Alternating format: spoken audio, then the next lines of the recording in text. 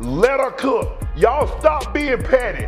Stop being catty, cause she like a double-edged sword. She couldn't tell left and right, and it's bothering y'all, and I see it. Let's go, Caitlin. Did you hear that not everyone is pleased with Caitlin Clark's decision to make a move after her playoffs? Let's just say that the WNBA and ESPN are furious because they are witnessing her realize her value, and it is making them angry. Let me say this. I love the point that you made about Caitlin Clark in terms of the BS that she had to deal with off the court. You got to remember, she's been box office. She was the main attraction, and there were so many storylines that's been associated with her. Most recently, the whole thing with her and Cheryl Swoops, even though it really wasn't her. It was Cheryl Swoops and all this. Every time you turned around, there was something that she had to deal with. After her debut WNBA season, Caitlin Clark has packed her bags to leave America for an off-season in Europe, but ESPN is not happy with this at all. They are throwing temper tantrums like a baby and acting as if they have any right over Caitlin Clark, but after their dismissive coverage of the WNBA's biggest star, ESPN doesn't get to decide whether Clark leaves or stays in that pathetic league. They didn't care when she was playing under enormous pressure and still coming on top of the game. They didn't come to her rescue when she needed it the most. Now they are left scrambling for leftovers after she's gone, because now nobody's watching WNBA. The burning question on everybody's minds now is whether she is leaving the WNBA to play in another league overseas. And let me tell you, all these news articles circulating on social media are unreliable, to say the least. These articles are not reliable, but what we can confirm is that she's already left America to pursue a 200-day vacation in Europe. But is she going to play in the European leagues? Well, here's what we know. Now, with that news, we've already heard from Caitlin Clark that she will not be playing overseas. She won't be playing in any organized basketball organization. She actually said that she is going to become a professional golfer during this offseason. You heard correctly. After dominating the basketball court and igniting the WNBA, Caitlin Clark is ready to begin her professional golf career during her off-season. She now hopes to set golf records. She is a versatile athlete who can make her mark and excel in any sport, which is what makes her stand out from the other WNBA players. Now that she is taking off, Caitlin Clark is the golden goose, as ESPN and the WNBA have realized, but it's too late. Her ship has already sailed across the Atlantic. For highlights from one game where she scored 3 goals. That's right, 3 goals in one game. And I know these highlights are far from HD 4K, so I zoomed in after each goal so you could get a closer look. Caitlin does such a good job of staying on sides here, and then the second that pass goes through, she puts on the afterburners and then hammers it home low right. Given how poorly she has been treated by the WNBA and her rivals this season, the question now is whether she should remain in the league or, like many of her teammates, depart for a stronger league in Europe or elsewhere. Instead of owning the fact that what really was their objective and what really was their agenda is that they resented the fact that this young lady who came into the league took it by storm and drew in a level of attention that they weren't able to endure. They weren't able to do. The dilemma is whether Caitlin Clark should continue playing in the WNBA and risk more damage to her fitness reputation and overall potential, even though she has stated that she will not be joining any European leagues and may return next season. But now during this offseason, the players are already moving around. So a couple players have already announced that they are going overseas. We have Kelsey Mitchell going to play in China, Nalissa Smith also playing in China, and Nalissa Smith is one where there was a big question mark around her if she would be returning to the Indiana Fever, but she'll be going to play in China, and Temi Fagbenle will be playing in Turkey. She is the golden goose, and you have been demanding attention and more equitable treatment. ChairJet's weight room facilities and marketing opportunities are the things that none of IT has addressed, etc. Yes, Caitlin supporters will follow her wherever she goes, so wouldn't it be better if she joined a better league? Additionally, compared to the WNBA, the European leagues provide better playing conditions, more attractive bonuses, and more competitive pay. None of it addresses my point. My point is, she's the golden goose. You have been clamoring for attention. You've been clamoring for more cachet, fair and equitable treatment, chartered jets, weight room facilities, dollars, marketing opportunities, etc., etc., etc. After becoming dissatisfied with the WNBA authority, Many players have already left to offer their services abroad. For instance, Gabby Williams, a forward for the Seattle Storm, complained about the WNBA's low pay and lack of promotional deals. The WNBA authorities did nothing to placate her and instead chose to openly ignore her. Gabby also exposed the commissioner's lies.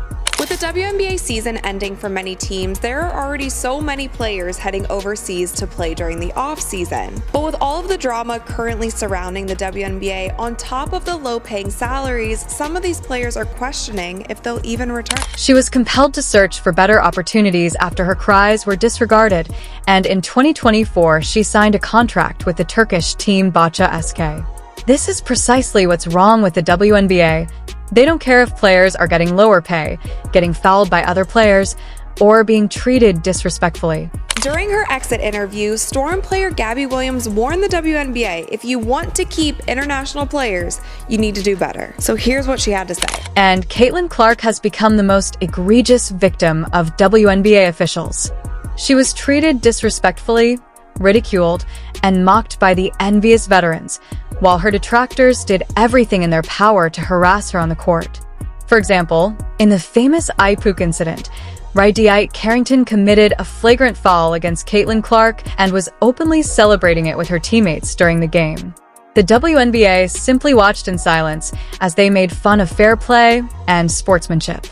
The W thinks that they don't have to pay us more in order for us to be here. And I think I didn't express that when I first talked about prioritization. Our commissioner talked about us being able to, make $700,000. That's not true at all. There's not one player who makes that. And we were promised, team marketing agreements and league marketing agreements, but they've fallen quite short. So it's still not enough for us international players to want to stay here, and that's a choice of the players. If I make a choice to make more money, whatever, and then the teams are mad that I don't come back, but that's how it is. So yes, it just the WNBA. If you want us to be here, you have to pay us more. It's business. It's how it works. Following the vicious fouls against Caitlin Clark, Angel Reese celebrated in the same way, and the WNBA once again chose to ignore her infractions and do nothing.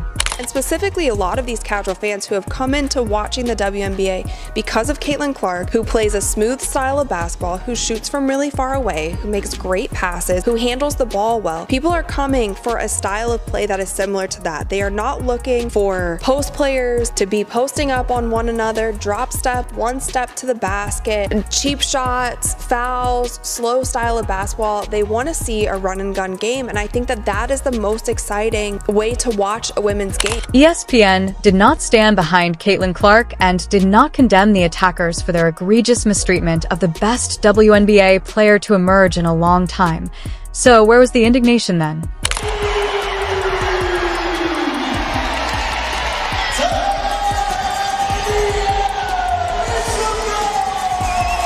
Take a look at how many fouls were called against her this season to see that Clark has had enough and is leaving a league that has been utilizing her as a punching bag. Kennedy Carter now with 12 points off the bench. Yes, you heard correctly. Since Caitlin Clark, the WNBA's Rookie of the Year, received nearly 20% of the team's total fouls in her rookie season, roughly 1/5 of all the fouls accrued during the season. Why should she stay? We know that Caitlin Clark has been instrumental in the Indiana Fever's success, and the team could have won that playoff game had Clark not been hurt. There is no one like Caitlin Clark in the history of the WNBA.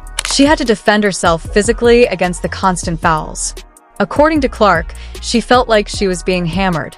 That said, Caitlin Clark received 17% of the WNBA's flagrant fouls this season, and 80% of those flagrant fouls were committed by the Chicago Sky against Caitlin Clark. Prior to Caitlin, her team could hardly attract a few thousand spectators. However, upon her debut, she was selling out stadiums, packing arenas, and revolutionizing the game. My issue and my question is, where the fuck are her teammates at? Where y'all at? Where the rest of the Indiana Fever at? I've seen a couple girls smirk when she's got knocked down, half-assed to pick her up. Like, y'all supposed to protect the asset, protect the star. And all this is the team, she's the star. You always protect your star. However, has ESPN treated her like the celebrity she is?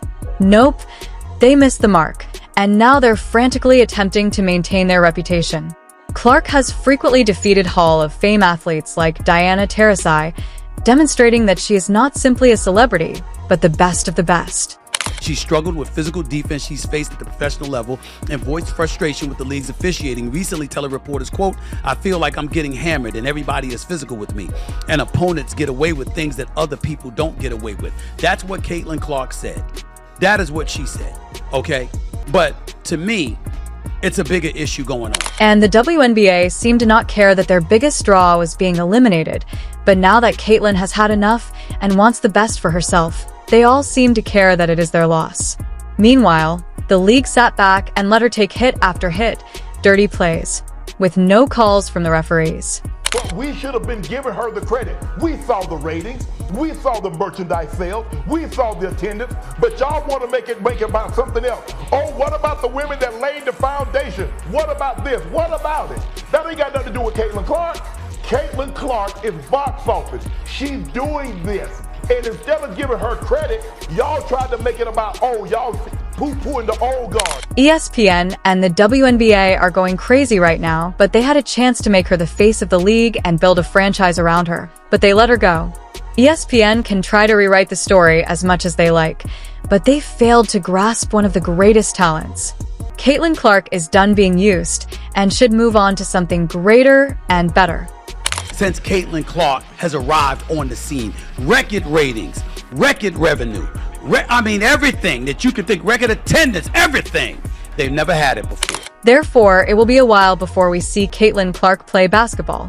But when you have the face of your league getting nearly 20% of all flagrant fouls called against her, that is an issue. And that's not just an issue that the players have to work out. That is from top down. That goes to the commissioner level. Like, that is the level that needs to control these kinds of things. And the audience was certain to decline after Caitlin Clark left.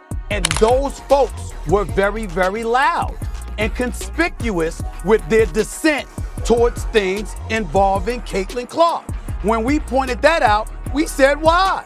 What was the necessity for it? Because a rising tide lifts all boats. Well, that's it, you guys. Caitlin Clark and the Indiana Fever were just kicked from the WNBA playoffs, and it looks like we're not going to be seeing Caitlin Clark play basketball again for another 200 days. An ESPN reporter said at the end of the Indiana Fever Connecticut Sun Game 2 that Caitlin Clark almost definitely will not be playing basketball this offseason. So no overseas and no 3-on-3 unrivaled league. But what will this mean for WNBA ratings? During Game 1 of the playoffs, the Fever had nearly 2 million viewers tuning in, while all the other games had around 400,000. Even the WNBA Countdown, which was aired before the Indiana Fever game, had more viewers than 2 of the series. With Caitlin's departure, do we think that these new WNBA fans are going to stick around for the rest of the playoffs? The Liberty Aces series might be one that draws some numbers. The disparity between 1.8 million and around 400,000 is wild, especially with football season being in full swing.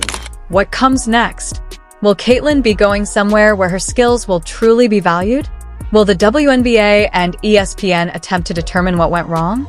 Please share your ideas in the comments section below. As usual, thank you for watching.